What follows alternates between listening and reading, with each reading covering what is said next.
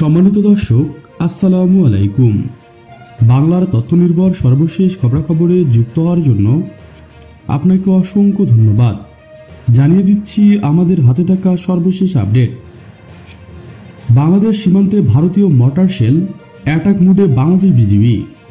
ঝিনাইদহের মহেশপুর সীমান্তে বাংলাদেশের ভিতর থেকে ভারতের একটি অবিস্ফোরিত মর্টার শেল উদ্ধার করা হয়। এটি শনিবার 31 আগস্ট সকালে মহেশপুর উপজেলার লড়াইঘাট সীমান্তে একটি জমি থেকে মর্টার শেলটি উদ্ধার করা হয়।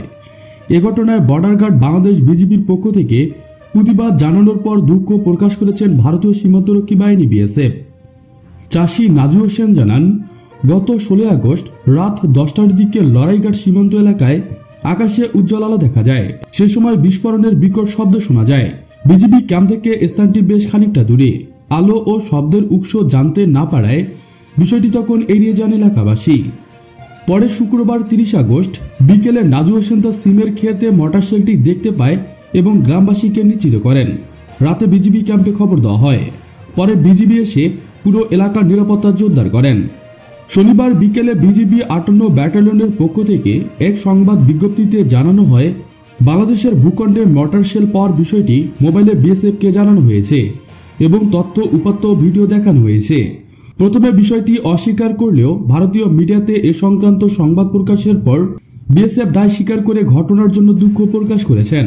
ভবিষ্যতে এ ধরনের ঘটনা ঘটবে না বলে তারা বিজিবিকে আশ্বস্ত করেন। বিজিবির মহেশপুর 58 ব্যাটালিয়নের অতিরিক্ত মহাপরিচালক মেজর মোল্লা ওবায়দুল্লাহ রহমান জানান, এ ঘটনায় বিএসএফ এর কাছে প্রতিবাদ পাঠানো হয়েছে। সেই সঙ্গে পতাকা বৈঠকের আহ্বান করা হলে সোমবার তা করতে সম্মতি দেয় বিএসএফ।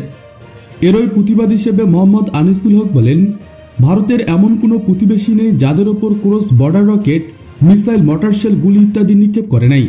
এমনকি যুদ্ধবিমানও ভুল করে পাঠিয়েছেন। প্রথমে অস্বীকার, পরে দুঃখ প্রকাশ। প্রতিবেশীরা ভুল করে, তাদের ওপর ঠিক একই জিনিস নিক্ষেপ করলে ভারত কি প্রতিক্রিয়া দেখাবে? পাকিস্তান একটা পারমাণবিক অস্ত্র নিক্ষেপ করে দেখবে কি?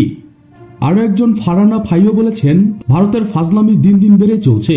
এসব করে বাংলাদেশকে তারা শেষ করে দেওয়ার ভয় দেখায়, নিজেদের ক্ষমতা প্রদর্শন করেন। সুপ্রিয় বন্ধুগণ, সর্বশেষ একটি অনুরোধ, ভিডিওটি ভালো লাগলে আপনাদের ফেসবুকে শেয়ার করুন। নিয়মিত বাংলার তথ্য নির্ভর খবরাখবর পেতে চ্যানেলটি সাবস্ক্রাইব করে বেল বাটনে ক্লিক করুন। লাইক, কমেন্ট, শেয়ার করতে একদমই ভুলবেন না। আজকের মতো পর্যন্ত, দেখা হবে পরবর্তী ভিডিওতে। Thanks for watching my video. আল্লাহ হাফেজ।